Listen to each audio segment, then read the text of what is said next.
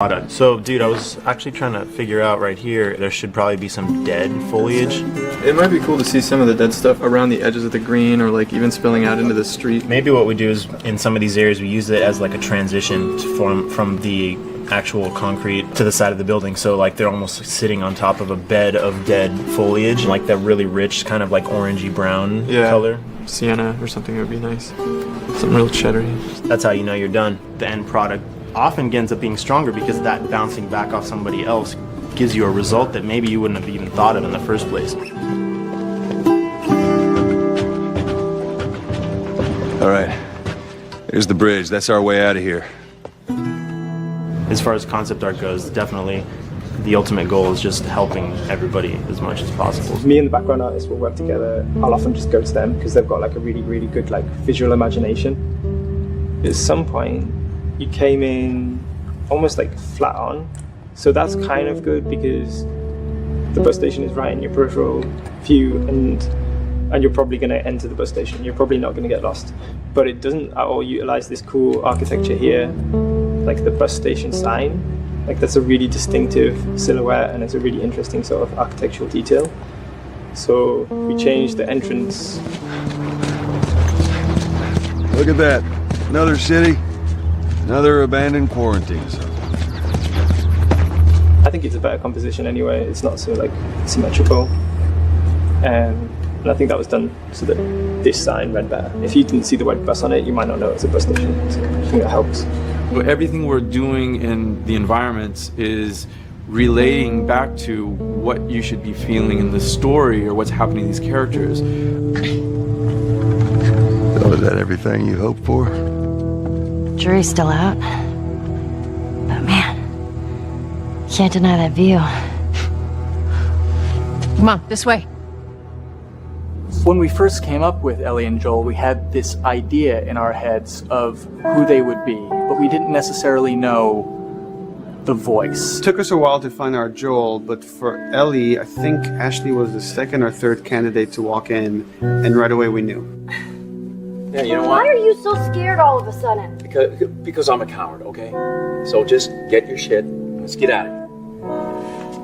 Damn it. I'm not like her, you know. What? You think I'm gonna end up like your daughter? The way she delivered the lines, the way she just embodied that character is like, that's Ellie, there's no question about it. And I saw the character artwork and I related to her a lot. I mean, she's kind of a tomboy and she's kind of tough, and I mean, obviously I'm not 14, and I think that's the main difference between the two of us. I read the scenes and I was like, I need to play this part. You wanna be my hero? Forget the whole bit about saving my life. Buy me a stack of these bad boys instead. Where'd you get that? Back at Bill's. I mean, all this stuff was just lying around. And then once we had her, we said, okay, well, we're gonna do another round, and we're gonna have Ashley this time in the casting sessions. The chemistry of these two characters was imperative to get right. Troy was a really interesting casting for Joel because when you see Troy, he doesn't look like Joel at all. You know, he's so handsome and he had like, you know, the frosty hair and totally looked like Final Fantasy. And so I'm like, yeah, I don't know. He's like this tall, pretty, it didn't seem right. I walked into the room fully aware that I was the youngest person that they were seeing for this role. There was a line that was in the audition side that says that Joel has few moral lines left to cross.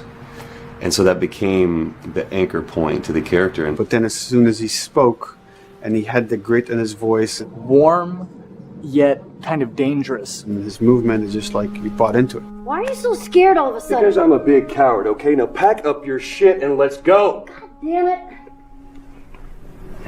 I'm not her, you know. What?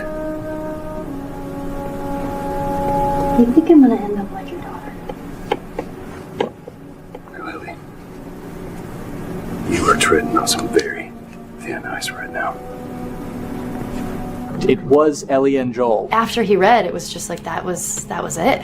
I've done some video games in the past, but to be handed the mantle of a franchise like this was a pretty big honor. Is she alive? She's alive. She's David's newest pet. Ah! Where? In the town! She's in the town! You mark it on the map. It better be the same exact spot your buddy points to. Neil pulled me aside one day, and he said, I have some ideas. And as you're well aware, Neil is a little twisted. He came up with this character, and, I just jumped at it. It was such a departure.